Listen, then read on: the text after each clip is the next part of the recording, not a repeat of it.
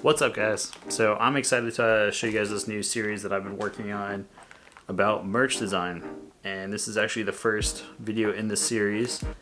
And today we're going to be covering making stickers and sticker packs and kind of my process on how I design things, how I get things manufactured, and how I package them. So we're going to start by showing you guys the process of setting up your artwork for printing. We're going to show you how to order your stickers, where you can order your stickers, packaging your stickers, and just kind of some general information that might be helpful for you when you're designing your own stickers or other merch. Alright, without further ado, I'm going to switch and jump back onto my computer, and I'm going to show you guys that process right now. So we're now in Photoshop, and this is what I use to edit pretty much all of my artwork before printing. You can use whatever you want for design software, whatever you're comfortable with. Just Photoshop and Illustrator are my go-to programs. Now, I made this artwork originally in Procreate, and there's a video that I'll actually link in the description and put a card up on the screen. I take the artwork from Procreate, I then export it as a PSD file, open up in Photoshop, clean up anything that might be a mistake or I don't want printed on the design, make sure that there's no background, and then I'll actually take the artwork itself and I'll import it into Adobe Illustrator. The reason I like to import artwork into Adobe Illustrator for saving out for printing is because it's a lot easier to scale it exactly how I want and know exactly the size of the artwork that I'm going to be getting. So I'll open up a new document, make sure the print profile for the color is CYMK, that's what this printer specifies to use. I'll then go in and scale the artwork down, so this is the artwork now imported from Photoshop. And if you look closely up in the corner of Adobe Illustrator, you can see the dimensions up here. Now, all I have to do is pick the max height that I want this sticker to be, which is 3 inches. We have this linked here. And when I click that, it actually scales the artwork down perfectly to 3 inches in the height and keeps the proportions and scaling exactly how I need it to be. Now, all I need to do is I need to export this file as a PNG because this sticker specifically is going to have translucent elements to it. So we will export the file. Then we will go on to StickerApp.com. And we will upload the file, pick all the different finishes we want for this sticker once the artwork has been exported. So we upload it now into StickerApp.com and then pick our finishes, our sizes, our quantities. We hit order, and then all we have to do really is wait. And it's pretty simple. There's a lot of small details you can specify, like cut lines and things like that in the notes of the order. I do that right in the comments section. For StickerApp, they have all those details there, and if you don't like the mock-up that they send, you can ask for revisions and changes. So one more thing I forgot to completely mention in the beginning of that last clip, series of clips, was doing measurements of your stickers. Now it's really easy if you're new to doing merch design to just send a design off and hope for the best and hope it's around the size you want. But if you've never actually printed out a design, you might not understand the actual scale of it and what it's going to look like. I typically stick to like a 3-inch maximum height on almost all my designs, just because I know it's a pretty safe bet. About 3.5 inches is like the size of a standard graphic as well for like the front hit of a t-shirt, a breast hit. So that's usually the size I like to work in because I like my designs to have multifunction if I want to make other types of merch. But this is just kind of an example of how I go about doing that. I'll actually open a document, scale it to the size of what my printer has, which is just your standard 8.5 by 11 sheets of paper, and I'll actually scale the art in Illustrator, even if it's in Photoshop, just because I can instantly take a PNG file, a PNG, without a background on an image, and I can scale it exactly to the size and dimensions that I want on one of the sides and link it, and it will scale everything proportionately and I'll know what they are. So this is a 2-inch scale sticker. Now when you say like a 2-inch sticker, people think this is a lot bigger than it really is. So that right off the bat, I'm like, this is too small for this design. You're going to lose all the detail from a distance. You're not going to be able to read it. And I just kind of keep going and slightly scale it up every time and just to see what works. So this one here, we have 2.5 inches. Now the drastic difference in just a 1/2 inch alone on something like a sticker or even like an enamel pin is huge. So it's always good to do these little printout tests because look how much larger this one is, and it's only a 1/2 inch larger than this one. when you put them next to each other, it's crazy. Like you wouldn't imagine that to be such a big difference, but because of the shape, it's huge. It's like a massive difference. You can really tell the size is way different. And then as you keep going along, you scale it up 2.75. So I'll just cut them out with a pair of scissors or like an X-Acto knife or something like that. But look at that. This is only a 1/4 of an inch above the 2.5 inch, and it's still really large. And then look at it from the first sample cut. You can kind of see that the size difference is really pretty substantial.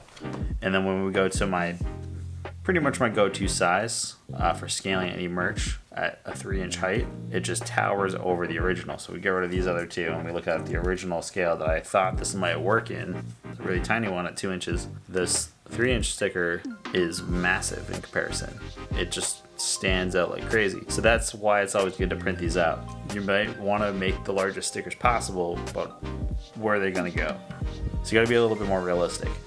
A sticker over 5 inches long that's got a weird die cut on it is a hard one to place. So that's why 5 inches is like the max for something like a design like this that's not a bumper sticker or like a flat shape, like a rectangle. I want to go with something that's going to be more appropriate. So the 5-inch sticker was a bit more realistic because you can still stick it on everyday items. You can put it on a phone, you can put it on a skateboard, you can put it on like a helmet, like a bike helmet. The 5-inch sticker still fits on most smartphones on the back. It fits fine. If I went with the larger one, it would not fit fine, and it would go over the edge, and there's really no way to cut the design to make it look good. So that's why you want to make sure that you do all the scaling and stuff and figure that stuff out. I don't know. I'm excited to kind of get into this series actually, because this is something that I'm personally passionate about. My entire career has been based on making merch. My whole freelance career got started from just wanting to make cool shit with my friends in bands, and friends that have skateboard companies, working in skate shops over the years, just wanting to make cool shit. Stickers were the coolest shit when I was a little kid. I get pumped from any brand that had cool merch or cool packaging or anything like that. That's what I wanted to make. That's what got me pumped all the time when I would go in to work at the shop and I'd see all the new packaging that was coming out. That stuff matters, to me at least, as a consumer and as a designer. It's like packaging is the story. It's the visual aesthetics, but also the care of a brand. A company that puts out for good quality packaging usually has a really good product, or they wouldn't package it that way. Not to say that there's not shitty products that are packaged well, but packaging does matter. So when I had the opportunity to make my first few stickers, I jumped on it immediately and learned everything I could. And it used to be really hard to get stickers made because there was 2 processes that gave you good quality stickers. It was screen printed or die cut vinyl. Totally different applications at the time. Things have changed a lot. All the stickers I get now are digitally printed and they look fucking amazing. They're all digitally printed and then same standard plot cutter, good to go. That just shows you that over time, merch is going to get easier for you to get involved in, especially stickers. I think this is the perfect one to start the series on. I want you guys to design a sticker. I want you to share it with me. You can share it with me on Instagram. You can share it with me on the Discord server if you join that, on the Facebook page, any of that stuff, any of the social media. You want to share those stickers. I want to see what you made. If you have questions about it, you can ask them in the Discord server. We have a whole community there now where people are kind of just sharing their work, and we have sections that allow you to learn different techniques from the people in the community and for myself. If I don't have a video about it and I have the time, I will post and share what I do for that process if it's simple enough to explain. So if you want to learn how to do stuff, it's out there. You just gotta make it. It's not about making money. It's not about any of that shit. It doesn't matter. It's easy. It's low risk in the beginning. If you're making stuff to make a profit, I got some sad news for you. It is very rare that works out for anybody. Point of the story is that you're not going to necessarily always make money on a product or a project or, a personal merch endeavor, but when you do, it's great. When you don't, you shouldn't be bummed out. You made something cool. It's simple. It's easy to design stuff. Let's make cool shit. Tell me what you want to see me make next, or if you have a question about how to make some type of product or merch, seriously, leave it in the comment section below. Let me know what you want to see, and if it's something that I know how to do or have done before and I can make a video about it, I will. Okay guys, thanks for sitting through that. So basically, once you have your artwork uploaded and ready to go and sent out to the manufacturer, you wait the amount of time it takes for them to ship to you, and then you get your stickers. So StickerApp in particular, they're one of my favorites to work with just because the turnaround is really quick from where I live and the quality is really great. So I ordered 2 different styles of stickers that are new to me. I've ordered these for clients in the past, but never got to see them in person and see how they come out.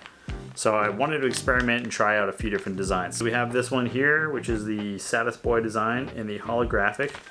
And then we also ordered them in the glitter. This design in particular I really liked a lot. This is from a painting of mine. I'll leave some pictures here so you can see it.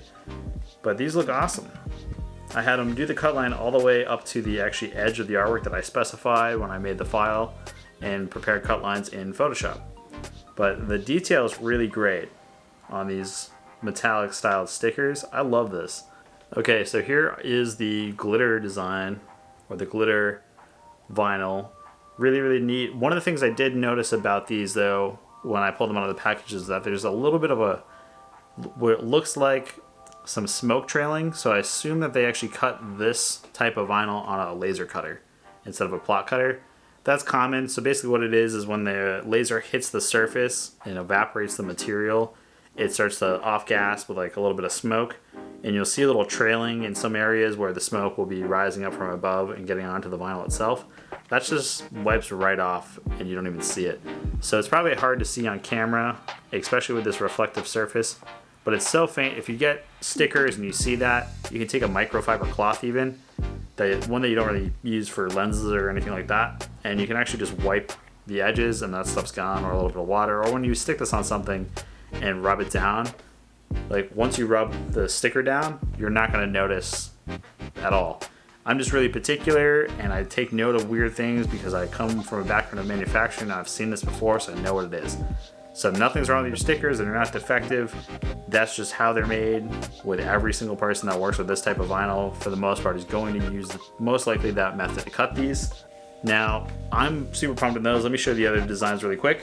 The standard issue police baton artwork, which you guys have probably seen before if you've watched any of the live streams. So this is the moon sticker. Specifically, I wanted to try out these mirror stickers. I haven't used them before for personal work again. I wanted to check them out, and I've had friends that have had stickers made with this process. They really like it a lot, so I wanted to give it a shot, and I love these. I think these came out awesome. So this is the artwork right here that I made in Procreate, and all I had to do was I saved this as a PNG file. And basically what happens when you order a mirror sticker from them, they know that all the colors are going to be saved or printed translucently.